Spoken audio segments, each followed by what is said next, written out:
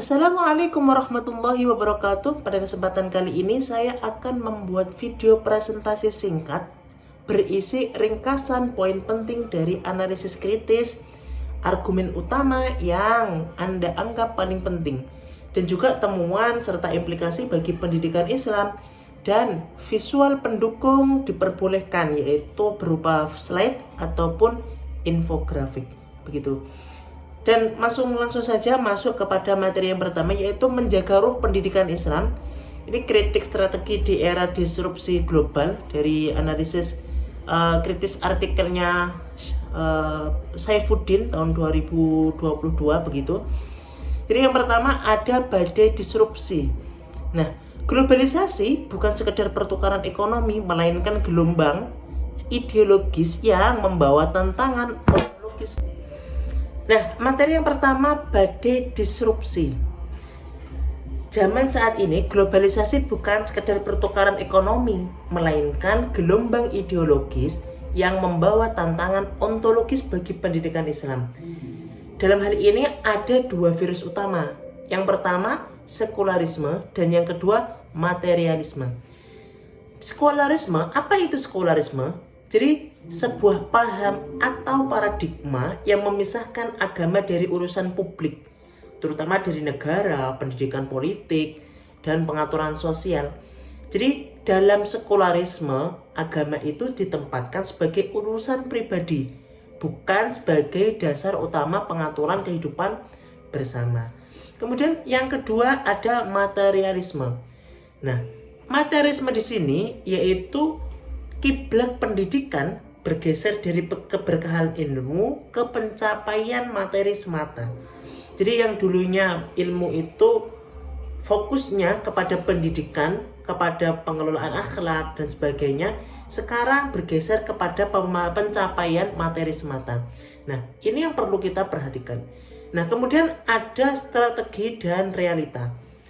Dalam hal ini ada tantangan dan juga ada solusi dari penulis. Apa tantangannya? Hilangnya nilai kesucian dari ilmu pengetahuan. Jadi alam semesta ini dipandang sebagai objek eksploitasi tanpa makna spiritual. Nah, hal ini tentu suatu problem bagi kita karena jika kita memandang alam semesta ini hanya sebagai eksploitasi, kemudian hanya sebagai kehidupan selamanya begitu. Nah, itu yang harus diselesaikan tantangannya. Jadi seharusnya kita hidup itu menggunakan makna spiritual, bukan hanya kepada alam, kepada semesta, tapi juga kepada manusia, tetapi juga kepada sesama makhluk hidup, tetapi juga kepada Tuhan tentunya. Di sini ada solusi dari penulis, yaitu integrasi. Nah, dalam epistemologis itu ada dua, yaitu sains dan nilai spiritual, digabungkan menjadi satu.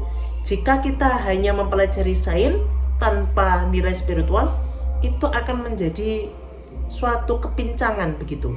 Nah, jika sebaliknya, jika kita hanya mempelajari nilai spiritual begitu tanpa menggunakan sains, itu juga hanya akan kepincangan. Maaf, tadi kebalik ya, jika ada sains tanpa nilai spiritual itu merupakan suatu kebutaan begitu. Nah, di dalam hal ini solusi dari penulis itu ada juga kurikulum. Jadi adaptasi terhadap pasar kerja. Misalkan pendidikan hal ini saat ini difokuskan kepada untuk pencapaian motivasi belajar anak begitu. Nantinya yang akan diterjunkan ke dalam pasar kerja. Nah, saat ini pendidikan itu harusnya seperti itu, tetapi banyak yang disalahgunakan. Pendidikan hanya untuk menaik jabatan dan sebagainya. Jadi kurikulum hal ini kurang adaptif terhadap pasar kerja begitu. Kemudian ada karakter, yaitu benteng moral siswa. Jadi solusi penulis untuk menghadapi tantangan desakralisasi tadi adalah pembentukan karakter. Nah, ini juga termuat dalam undang-undang di dalam pendidikan kita, yang dimana karakter kita tentu karakter yang bagus, tentu yang karakter yang berakhlakul karimah, akhlak yang baik.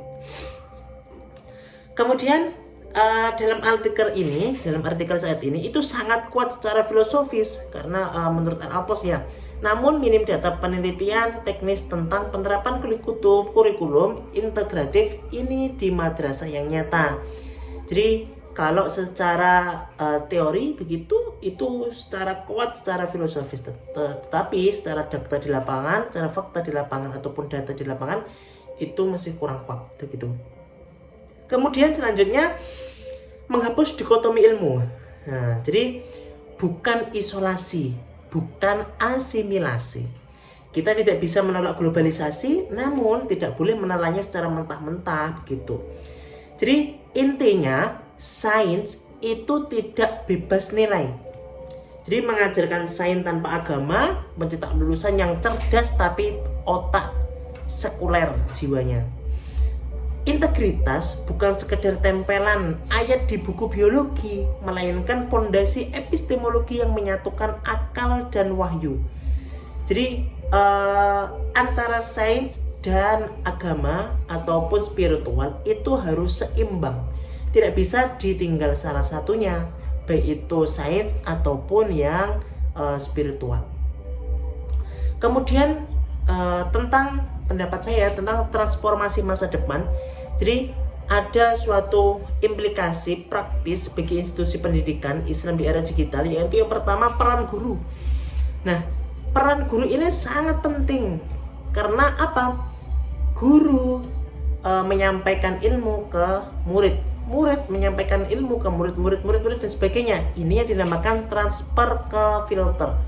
Jadi guru bukanlah lagi salah satunya sumber ilmu, tetapi pembimbing yang memilih informasi di tengah tsunami konten. Ada banyak konten sekarang yang marak saat ini di media sosial yang berkaitan dengan hoax ataupun berita-berita palsu begitu. Nah, tugasnya guru dalam hal ini itu memfilter. Jadi menyaring antara informasi-informasi tersebut, bagaimana yang sebenarnya terjadi di lapangan dan bagaimana yang hanya untuk menggiring opini publik begitu. Kemudian ada juga implikasi praktis yaitu metode dan infrastruktur.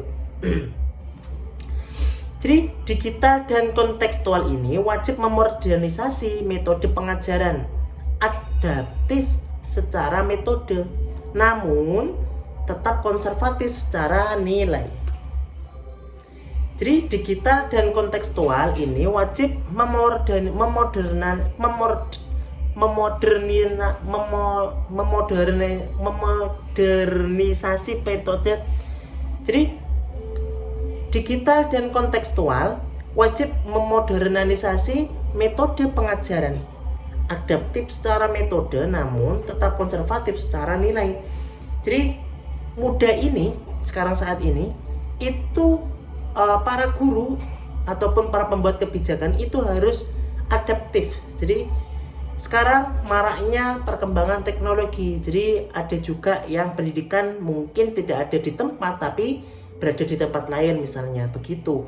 Jadi itu diadaptasikan dari perkembangan teknologi saat ini ke dunia pendidikan dan menghasilkan sebuah program ataupun metode pengajaran yang seperti itu. Tetapi penilaiannya tetap secara konservatif. Jadi nggak bisa istilahnya nggak bisa secara sembarangan begitu. Kemudian implikasi praktis yang selanjutnya yaitu ada redefinisi sukses. Nah, redefinisi sukses itu ada dua, yaitu duniawi dan ukhrawi. Jadi sukses itu bukan hanya karir multinasional, tetapi integritas moral yang kokoh. Jadi adab dulu sebelum ilmu. Jadi dalam hal ini tidak hanya fit dunya saja, tetapi fit dunya hasanah wa fil akhirati hasanah begitu. Nah, kemudian itulah video-video tadi penjelasan yang saya buat untuk mengerjakan tugas studi literatur bahasa Inggris di S2 Win Cyber Syekh Nurjati Cirebon begitu. Kurang lebihnya mohon maaf. Terima kasih. Assalamualaikum warahmatullahi wabarakatuh. Sampai jumpa. Dadah.